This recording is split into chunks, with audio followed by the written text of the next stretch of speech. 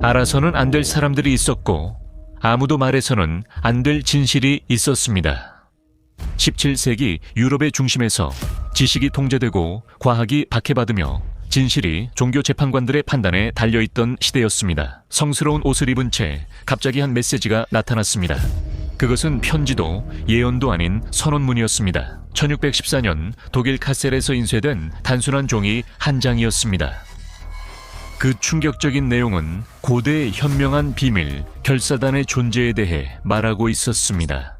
침묵 속에 보호받아온 형제단의 사명은 인류를 새 시대로 이끄는 것이었습니다. 그 이름은 프라테르니타스 로제 크루치스, 즉 로사 크루치스 형제단이었습니다. 그 글의 저자는 아무도 몰랐습니다. 서명 없이 암시와 은유, 상징만 남았습니다. 그럼에도 그 메시지 뒤로 몇 달 후 두 문서가 더 나왔습니다. 콤페시오 프라테르니타티스와 가장 신비로운 크리스티안 로젠크로이츠의 연금술적 결혼식입니다. 2년이 채 안 돼 오랜 세월 묻혀있던 한 사상이 다시 살아나 유럽 전역에 퍼졌습니다. 인쇄소는 수요를 따라가지 못했고 서점들은 해답을 찾는 사람들로 북적이었습니다. 대학에서 진위 여부를 논의했고 신학자와 연금술사, 철학자들은 해독해야 할 많은 상징들에 열광했습니다. 로사 크로체는 누구였고 실제 인물이었나? 존재했다면 무엇을 알았을까?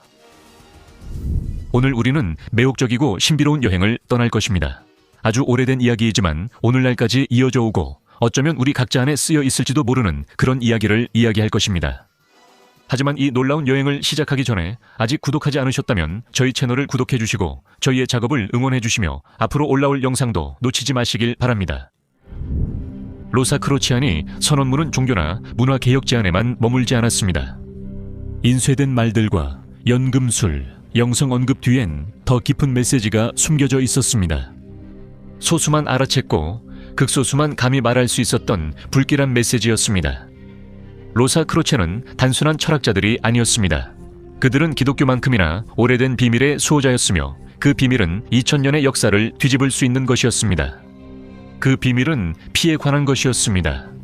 비유가 아니라 실제 인간의 피, 유산이 담긴 피였고 로사 크로체에 따르면 예수 그리스도에게서 직접 이어진 피였습니다. 하지만 이 주장의 의미를 이해하려면 우리는 한 걸음, 아니 훨씬 더 뒤로 돌아가야 합니다. 서기 325년 콘스탄티누스 황제는 니케아 공의회를 소집합니다. 그곳에서 예수의 본질이 영원히 한 번에 정의됩니다. 하나님의 아들인 예수는 동정녀에게서 태어나 죽고 부활해 하늘로 올라가며 공식적으로 모든 육체적 인간성과 분리됩니다. 하지만 이 결정은 정치적인 결정이기도 했습니다.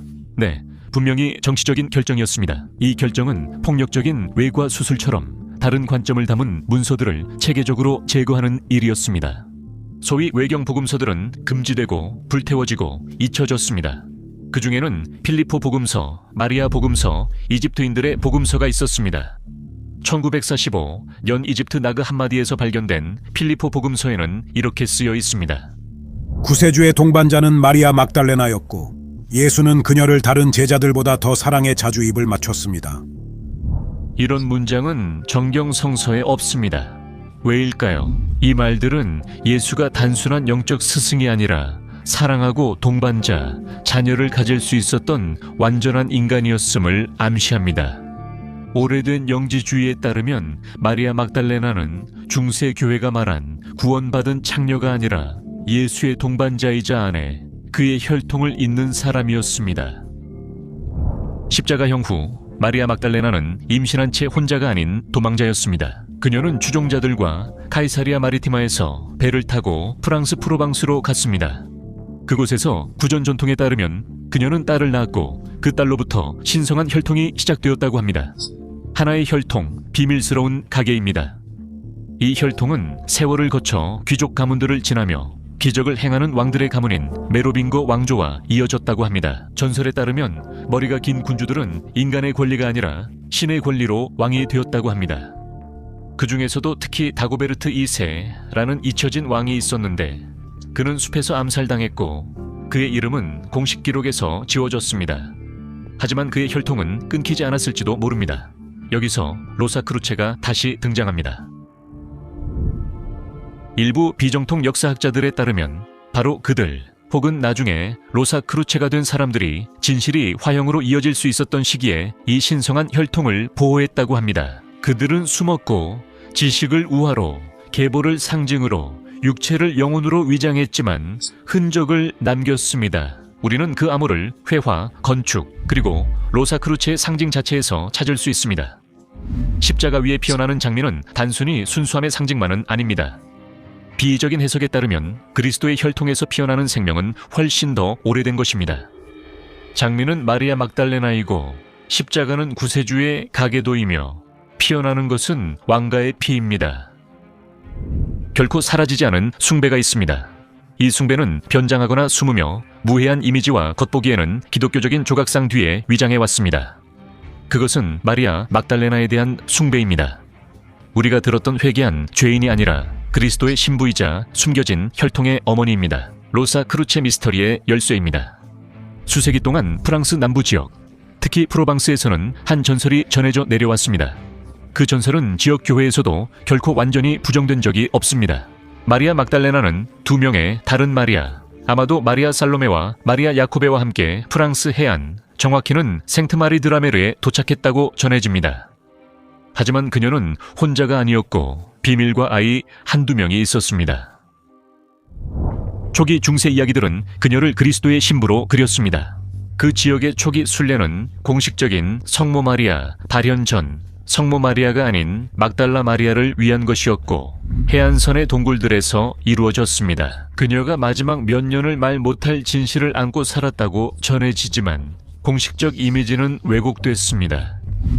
6세기부터 교황 그레고리오 마그누스는 막달라 마리아를 예수님의 발을 씻긴 참회한 창녀와 동일시했습니다. 이것은 그녀의 위상을 낮추고 동반자 역할을 없애며 기독교 서사를 신학적으로 더 다루기 쉽게 하려는 의도적 선택이었습니다. 하지만 잊지 않는 이들도 있었고 그때부터 막달라 마리아는 다른 이름과 다른 형태로 가장 강력한 모습인 검은 성모로 살아남았습니다. 유럽의 프랑스, 이탈리아, 스페인, 스위스 등지에는 검은 성모 고대 조각상이 있습니다. 여성의 형상으로 종종 아이를 안고 있으며 피부가 어둡고 때로는 왕실 망토를 두르고 있습니다. 항상 동굴, 틈새, 신성한 숲, 원초적인 에너지가 가득한 장소에서 숭배받았습니다. 하지만 그 어두운 피부색과 신비롭고 엄숙한 얼굴은 정통 성모 마리아와는 아무런 관련이 없습니다. 많은 역사학자와 인류학자는 이것이 지중해의 대지 여신인 이시스, 키벨레, 에페소스의 아르테미스와 관련된 오래된 신앙이라고 봅니다. 하지만 더 나아가 주장하는 사람들도 있습니다. 일부 신비주의자들은 흑인 마돈나가 마리아 막달레나를 상징하며 로사크루체 등 비밀 결사들이 기독교 성화로 숭배하고 보호했다고 말합니다. 교회의 박해를 피하기 위해서입니다. 이 어둡고 비옥하며 신비로운 여인은 잊혀진 신성한 여성성을 상징하고 한 아이가 아닌 한 혈통을 품고 있다고 합니다. 신성한 혈통입니다. 그래서 아이가 자주 나옵니다. 그 아이는 아기 예수가 아니라 예수의 아들이기 때문입니다. 여기서 로사크루체 상징주의가 다시 한번 힘을 드러냅니다. 장미는 단순히 사랑의 꽃이 아니라 피의 상징이자 흐르는 생명, 혈통의 상징입니다. 장미는 마리아 막달레나입니다. 십자가는 그리스도의 죽음 상징이 아니라 새 인류의 가계도를 뜻합니다. 예수로부터 시작되어 숨겨지고 보호되고 비밀을 아는 이들에 의해 지켜지는 혈통이 있습니다. 이 해석에 따르면 로사크루체는 단순한 신비주의 철학자들이 아니라 수호자들입니다. 하지만 교회는 왜 이 모든 것을 두려워했을까요? 예수에게 동반자와 자녀가 있었다면 예수는 더 이상 신성한 존재만이 아니라 욕망과 사랑, 살과 피, 그리고 후손을 가진 인간이 되었을 테니까요. 그리고 만약 후손이 있다면 지금 누가 진정한 그리스도의 혈통인지 물을 수밖에 없겠죠. 기독교 세계에서 누가 영적 정치적 지도권을 주장할 자격이 있을까요? 결국 그리스도의 진정한 후계자는 누구일까요? 이것은 위험한 질문입니다. 2000년 동안 이어져 온 교리, 권력, 교황 계승, 도덕적 권위를 모두 흔드는 질문이죠. 이로 인해 마리아 막달레나는 사라지고 신성한 여성성도 억압받았습니다. 하지만 로사크루체는 잊지 않고 암호 언어를 만들었습니다. 이 언어는 읽는 이에게 모든 것을 알려줍니다. 역사는 화려하게 기억하는 이름들이 있습니다. 기념비와 교과서에 전체 장이 할애된 이름들 말이죠. 그리고 일부 이름들은 의도적으로 지워지고 잊혀지고 공식적인 모든 이야기에서 외과적으로 정밀하게 잘려나갔습니다. 그런 이름들 중 하나가 다고베르토 2세입니다. 하지만 다고베르토는 과연 누구였을까요? 한 명의 왕, 한 명의 메로빙거, 어쩌면 그 이상이었을지도 모릅니다. 7세기 프랑스입니다. 신화에 잠겨있지만 이미 글쓰기와 기억의 힘을 아는 시대입니다. 메로빙거 왕조는 프랑크족을 다스렸으며 긴 머리카락의 왕들로 별의 후손이자 기적과 치유 능력을 지닌 존재로 여겨졌습니다. 전설에 따르면 그들의 권위는 정복이나 로마인에 비해서 비롯된 것이 아니라 신성한 혈통에서 유래한 것이었습니다. 중세 연대기 작가들, 특히 프레데가리오는 메로빙거 왕조의 시조 메로버가 프랑크 여왕과 미지의 바다 생물 사이에서 태어났다고 주장했습니다. 물론 신화이긴 하지만 뭔가를 암시해줍니다. 메로빙거인들은 완전한 인간으로 간주되지 않았고 그중 한 명은 특히 부재로 눈에 띕니다. 그에 대해 너무 적게, 부정적으로, 늦게 이야기됐기 때문입니다. 다고베르토 2세부터. 고베르토는 오스트라시아 왕이었고 오스트라시아는 지금의 프랑스, 벨기에, 독일 일부를 포함했습니다.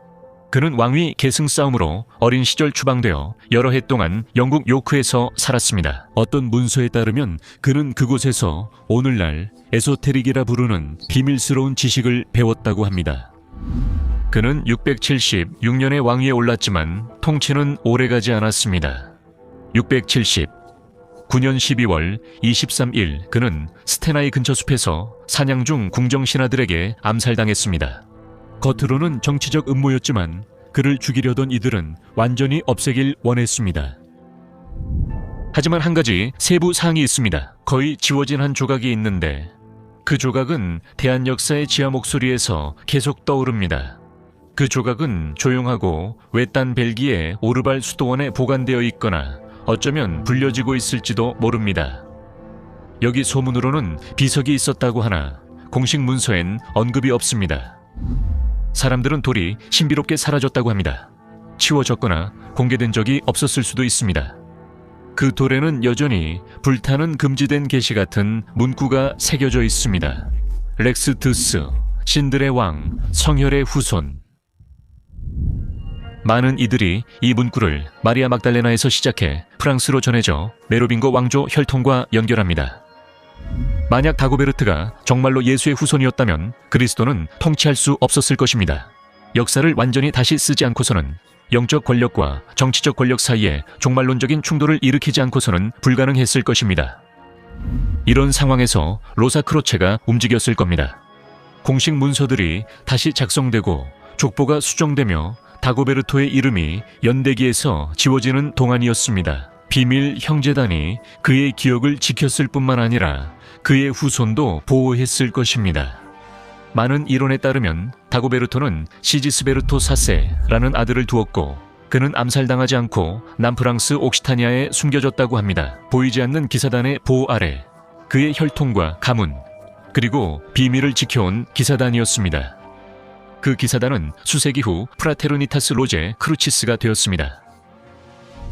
17세기에 로제 크루시안 선언문이 등장합니다.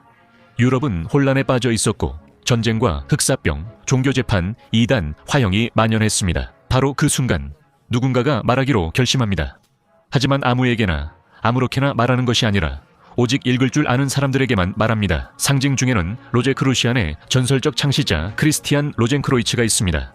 그는 중세 한가운데 2세기 전에 살았던 인물로 전해집니다. 그리고 그는 동방, 이집트, 페르시아를 여행하며 보편적 지식의 비밀을 배우려 했다고 합니다. 하지만 진실은 크리스티안 로젠크로이츠가 이름이 아니라 아모라는 것입니다. 크리스티안은 기독교, 로제는 장미, 크로이츠는 십자가를 의미합니다. 이름 자체가 상징이며 이는 십자가에 못 박힌 그리스도, 장미의 피, 비밀리에 이어져 온 혈통을 의미합니다.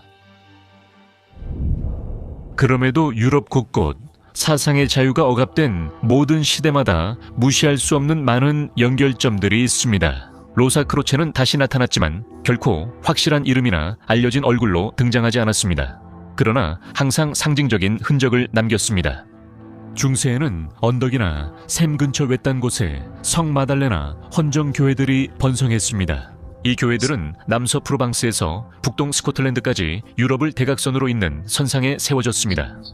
이 선은 오늘 산 미켈레 선으로 불리며 몽생미셸과 몬테 산탄젤로를 지나갑니다. 이 정렬은 우연치고 너무 완벽하고 공식 설명도 없습니다. 그리고 잊혀졌거나 맥락에 맞지 않는 성인, 예를 들어 산 러나르드에게 헌정된 쌍둥이 교회들에 대해서는 어떻게 생각하십니까? 산 러나르도는 해방과 숨겨진 지식과 자주 연결되며 교회가 이단을 억압한 곳에서도 숭배되었습니다. 15세기 일부 필사본에서는 아크로스티콘, 즉 각 행의 첫 글자를 순서대로 읽으면 이름이나 특정 단어가 되는 시 형식도 발견됩니다. 또는 기도문으로 위장된 별자리 지도와 실제로는 로지크루시안 인문의식에서 사용된 암호 단어에 해당하는 가짜 성인 이름들도 있습니다. 이 모든 것은 공식적으로 확인된 바는 없지만 너무 많은 곳에서 너무 자주 반복되어 최소한 의심을 불러일으키지 않을 수 없습니다. 유럽 전체가 거대한 암호화 지도로 변한 듯하며 로지크루시안들이 그 보이지 않는 설계자인 것 같습니다. 마지막으로 메로빙거 왕조와 그들의 혈통은 어떻게 되었나요? 1960년대 파리 국립도서관의 세크레츠 문서에 따르면 메로빙거 혈통은 한 번도 단절되지 않았으며 현재도 다른 왕조와 섞여 신비주의 단체의 보호를 받고 있습니다. 그 혈통은 기다리고 있다고 하는데 도대체 무엇을 기다리고 있는 걸까요? 어떤 진실이 말하기에 너무 위험하다면 그것을 부정하지 않고 또 다른 진실 아래에 숨기거나 희석시키거나 거짓말과 반쪽짜리 진실 그리고 환상적인 이야기들로 가득 채워 감춥니다. 결국 아무도 진짜와 가짜를 구별할 수 없게 됩니다. 많은 학자들과 독립연구자들에 따르면 이것이 바로 로사 크로체의 역사, 메로빙거 왕조, 그리고 왕가의 피에 관한 이야기의 운명이었습니다. 모든 것은 프랑스 남부의 오드 언덕 사이에 외딴 작은 마을을 중심으로 돌아갑니다. 전설이 된 이름 랭르 르 샤토입니다. 이곳에서 19세기 말 시골의 소박한 신부 베랑제 소니에르는 갑자기 인생이 바뀌게 됩니다. 몇 년 만에 그는 지역 교회를 신비의 사원으로 바꿨습니다. 신비로운 상징, 라틴어 비문, 기이한 조각상이 가득한 이곳에서 그는 투르 막달라 탑을 세우고 책을 사고 여행하며 돈을 모읍니다. 시골 신부에겐 큰 돈이었습니다. 아무도 그 자금이 어디서 나오는지 이해하지 못했습니다. 그는 앞으로도 절대 말하지 않을 겁니다. 하지만 베르나르 사우니에르가 뭔가를 발견했다고 의심하는 이들이 있습니다. 어떤 문서나 비밀 족보, 오래된 계약의 증거일 수도 있습니다. 바로 이 시점에서 피에르 플랑타르가 등장합니다. 그는 모호하면서도 천재적인 인물로 역사학자이자 위조범입니다. 그리고 비밀 결사에 입문한 사람이기도 합니다. 1960년대 파리 국립도서관에 악명 높은 도시에르 세크레를 제출한 사람이 바로 그입니다. 이 문서들은 메로빙거 왕조의 혈통이 살아남았으며 비밀 조직에 의해 보호받고 있다는 내용을 담고 있습니다. 시온 수도회 이 문서들에 따르면 시온 수도회는 제1차 십자군 전쟁 중 고프레도 디 부용에 의해 11세기에 설립되었다고 합니다. 수세기 동안 러나르도 다빈치, 산드로 보티첼리, 로버트 보일, 아이작 뉴턴, 클로드 드뷔시, 장 콕토 등 유명한 대사제들이 있었다고 합니다. 보이지 않지만 매우 강력한 이 조직은 예수 그리스도의 혈통을 보호하는 명확한 사명을 가지고 있습니다. 끊긴 적 없는 혈통은 도카 언어권에서 피난처를 찾았고 수세기 동안 로사 크로체 등 신비주의 단체의 보호를 받았습니다. 이쯤에서 한 가지 질문이 분명히 정당하게 제기됩니다. 도시에르 세크레는 진짜일까요? 아니면 정교하게 조작된 위조물일까요? 답은 복잡합니다. 네, 이 문서들은 필리프 드 셰리제와 함께 플랑타르가 의도적으로 만들어서 남긴 것들입니다. 그럼에도 불구하고 이 문서들에는 단순한 상상이라고 보기에는 너무나도 정확한 데이터, 이름, 그리고 역사적 연결고리들이 담겨 있습니다. 이 문서들에는 에소테릭 문서, 메로빙거 왕조 가계도, 프랑스 교회 기록과 관련된 세부 내용이 담겨 있습니다. 많은 학자들은 이 문서들이 혼란을 주기 위한 것이라고 생각합니다. 네, 하지만 진실을 부정하기 위해서가 아니라 무언가를 보호하고 상황을 혼란스럽게 만들기 위해서입니다. 진실을 숨기는 가장 좋은 방법은 그것을 우습게 만드는 것입니다. 1982년 마이클 베이전트, 리처드 레이, 헨리 링컨, 새 저자가 시 성배를 출간해 큰 반향을 일으켰습니다. 이 책은 저널리즘 조사, 역사 에세이, 신비로운 스릴러가 결합된 작품입니다. 이 책은 예수와 마리아, 막달레나가 자녀를 두고 그 후손이 메로빙거 왕조와 결합했다고 주장합니다. 그리고 시온, 수도회와 로사크루스가 이 혈통의 수호자였다고 합니다. 기독교의 전체 역사는 이 위험한 진실을 숨기기 위해 만들어졌다는 것입니다. 그 책은 전 세계적으로 성공을 거두었고 공격받고 조롱당했으며 모방도 되었지만 그 누구도 그 책의 문서 구조를 완전히 무너뜨리지는 못했습니다. 댄 브라운은 20년 후 바로 이 이론들에서 영감을 받아 다빈치 코드를 집필하게 되며 같은 아이디어를 소설 형식으로 다시 선보이게 됩니다.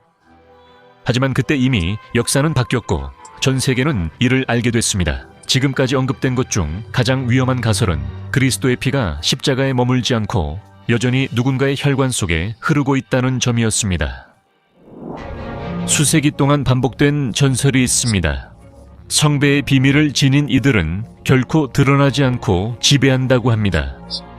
이 생각은 현실과 다른 세계를 암시해 불안을 줍니다. 공적 인물은 가면일 뿐 진짜 역사의 설계자는 무대 뒤에서 활동합니다.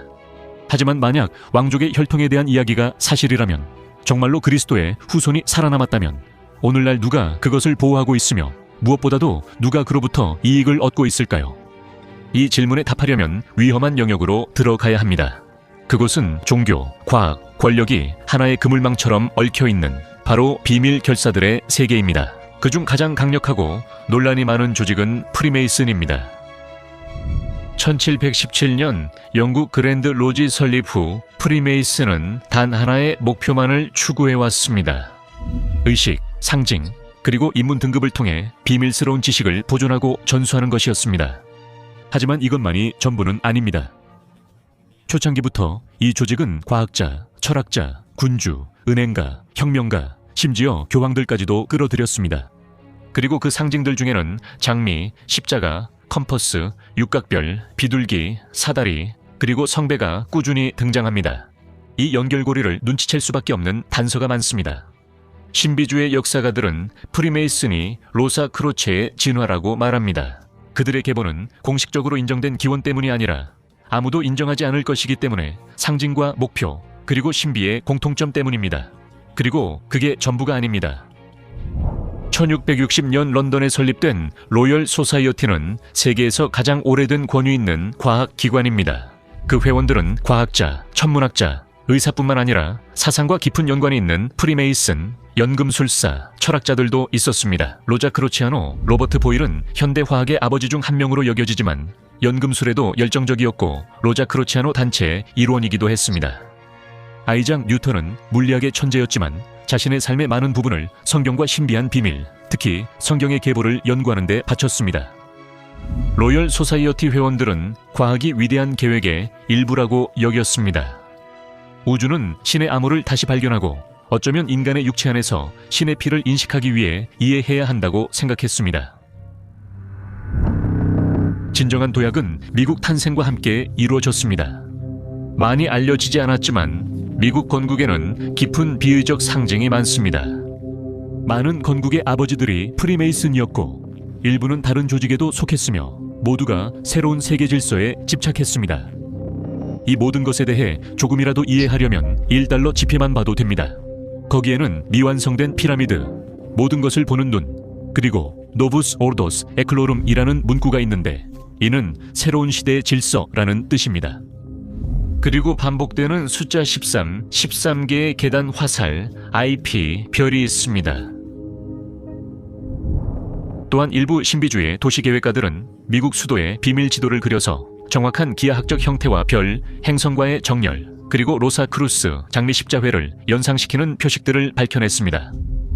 이것이 미국이 장미십자회의 프로젝트라는 뜻일까요? 아마도 그렇지 않을 수도 있지만 어쩌면 미국은 고대 사명을 현대적으로 담아낸 그릇일지도 모릅니다. 결국 질문은 항상 다시 돌아옵니다. 예수의 피가 살아남았는지, 오늘날에도 누군가의 혈관을 흐르고 있는지, 누가 그것을 지키고 있는지, 누가 그 비밀을 보장하는지 말입니다. 그리고 왜 이 주제가 진지하게 논의되지 않고 조롱받으며 평범하게 여겨지는지 이제는 막을 수 없고 인류가 그 피의 각성에 가까워지고 있기 때문일지도 모릅니다. 오랜 세월 우리는 그라를 하나의 잔, 선규물 또는 템플 기사단, 성의 지하실이나 성지에 숨겨진 잃어버린 경이로움으로 찾아왔습니다. 하지만 어쩌면 우리가 잘못된 곳에서 찾았기 때문에, 외부에서만 찾고 내면에서는 찾지 않았기 때문에 그 탐구는 실패했을지도 모릅니다. 가장 오래되었으면서도 가장 혁명적인 해석 중 하나에 따르면 그랄은 어떤 사물이 아니라 한 사람, 아니 오히려 사람들 안에 흐르는 어떤 것입니다. 그랄은 바로 피 자체일 수 있지만 아무 피나 아니라 어떤 코드를 담고 있는 피, 영적이면서도 생물학적인 근원을 가진 피, 인간의 본성 안에 잊혀진 무언가를 다시 활성화할 수 있는 DNA일 수 있습니다. 르네상스 시대 일부 연금술 문헌에서 레알의 피는 왕가의 피뿐만 아니라 신성한 불꽃을 담은 살아있는 물질로서의 피를 의미합니다. 이 개념은 20세기 유전적 기억 관점과 연결됩니다. 우리의 DNA가 신체적 특징뿐 아니라 기억, 감정, 잠재 가능성도 전달한다는 생각입니다. 예수와 마리아 막달레나의 혈통이 실제 존재한다면 단순히 유전자뿐 아니라 삶의 구조에 새겨진 사명도 함께 전해질 것입니다. 메시아의 유산에서 저자들은 그리스도의 진정한 유산이 종교가 아니라 살아있는 원형이며 살과 피로 이어진다고 말합니다. 로사 크루체 장미 십자회는 자신들만의 암호로 이 전승의 열쇠를 지켜왔다고 합니다. 이 해석에 따르면 연금술은 금속의 변환이 아니라 인간 존재의 변환이었으며 일부 개인 안에 잃어버린 주파수, 즉 영혼과 육체 사이의 원초적 조화를 깨워서 신적인 인간을 지상에 다시 불러오려는 시도였습니다. 오늘날 인간 게놈 지도가 완성되고 후생 유전학과 세포 행동에서 공명과 주파수의 중요성이 재발견되면서 중세 광기처럼 보였던 많은 생각들이 놀랍게도 현대적이고 불안하게 들립니다. 실제로 어떤 이들은 전체 장미 십자회 계보가 항상 두 가지 수준에서 활동해왔다고 가정합니다. 한편으로는 혈통을 보호하고 다른 한편으로는 그것을 깨우기 위해 일했다는 것입니다. 일부 자료에 따르면 이 피는 자동으로 활성화되지 않고 여러 세대 동안 비활성 상태로 있다가 누군가 올바른 열쇠를 찾아야 깨어난다고 합니다.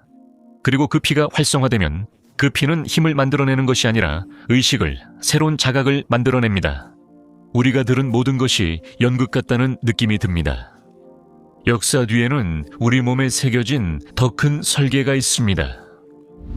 역사상 영적 혁명가, 신비주의자, 예언자로 불린 로나르도, 뉴턴 등 많은 인물들이 이 계보에 속한다는 의심을 받은 것은 우연이 아닙니다. 적어도 그 신비에 입문했다는 의심을 받았습니다. 그들의 지식이 시대를 앞선 것은 우연이 아닙니다. 그들은 단순한 천재가 아니라 고대의 기억을 지닌 사람들이었고 오늘날에도 그런 이들이 있을지 모릅니다. 각성이 다시 일어나고 있습니다. 비범한 능력을 가지고 태어나는 아이들이 있습니다. 알 수 없는 언어로 반복되는 꿈을 꾸었다고 말하는 사람들이 있고 평범한 사람들이 갑자기 한 번도 경험하지 않은 일을 기억해내기도 합니다. 아마도 단순한 상상일지 에코유전적 현상이나 오랜 침묵의 유산 부름일 수도 있습니다. 과학은 이 모든 것을 비웃고 종교는 이를 부정하지만 로사크로체는 아무 말도 하지 않습니다. 그들은 아마도 운반자들이 깨어나고 피가 주파수를 되찾으며 그랄이 외부가 아닌 내면에서 인식되길 기다리고 있을지 모릅니다. 고대 로사크로체 문서에 따르면 인간이 세상의 피부 아래 숨겨진 것을 볼 수 있을 때라고 했기 때문입니다. 그때 장미는 십자가 위가 아니라 늘 간직한 이의 마음속에서 피어날 것입니다. 모든 것을 믿을 필요는 없습니다. 모든 세부사항, 모든 이름, 모든 전설을 받아들일 필요도 없습니다. 때로는 이야기 주변의 빈 공간을 바라보는 것만으로도 무언가가 숨겨져 있다는 것을 알 수 있습니다. 왜 마리아 막달레나처럼 모든 복음서에 등장하는 인물이 회개한 죄인으로 격화되고 점차 설교와 예식, 공식 신학에서 지워졌을까요? 왜 메로빙고 왕조, 특히 다고베르토 2세는 그렇게 단호히 사라져야 했을까요? 반면 다른 평범한 왕조들은 수세기 동안 존속했는데요. 그리고 왜 남프랑스의 외딴 마을에 있는 평범한 신부가 자신의 교회를 거대한 암호로 바꾸는데 막대한 돈을 썼을까요? 아마도 이 모든 것 뒤에는 단순한 이야기가 아니라 위협이 있었기 때문일 겁니다. 칼이 아니라 교회와 왕, 정부의 권력이 정당하지 않을 수도 있다는 가능성이 있었던 거죠. 사람이 아니라 자연이 직접 선택한 또 다른 혈통이 있다는 것. 그리고 이는 강요가 아닌 의식에서 깨어나는 혈통일 수 있다는 가능성입니다. 만약 이 모든 것이 사실이고 그런 후손이 존재한다면 어떻게 될까요? 오늘날 그 후손들은 어디에 있을까요? 일부는 사라지고 혈통이 희석되어 남은 이들도 자신이 그 혈통임을 모른다고들 합니다. 그들은 다른 사람들처럼 살지만 안에는 무언가가 뛰고 있습니다. 되풀이되는 꿈, 설명할 수 없는 예민함, 어떤 상징에 대한 끌림, 강요된 권위에 대한 거부감, 어디서 오는지 모를 진실에 대한 갈망이 있습니다. 이 영상을 보는 분들 중에도 피해 조각이 있을 수 있습니다. 아마 여기까지 온 사람은 우연히 온 것이 아닐 겁니다. 어쩌면 이 영상은 단순한 이야기가 아니라 하나의 부름일지도 모릅니다. 이제 더 이상 로사 크로체가 누구인지, 왕가의 피를 누가 이어받았는지, 성배가 어디 숨겨졌는지가 질문이 아닙니다. 궁극적인 질문은 이것입니다. 만약 그게 당신이라면? 아주 오래전부터 시작해 오늘날까지 이어진 이 매혹적인 이야기의 끝에 도달했습니다. 이제 이쯤에서 여러분의 의견이 정말 궁금합니다. 댓글로 여러분의 생각을 남겨주시고 영상이 마음에 드셨다면 저희 채널을 구독해서 저희의 활동을 응원해주세요. 다음 이야기에서 만나요.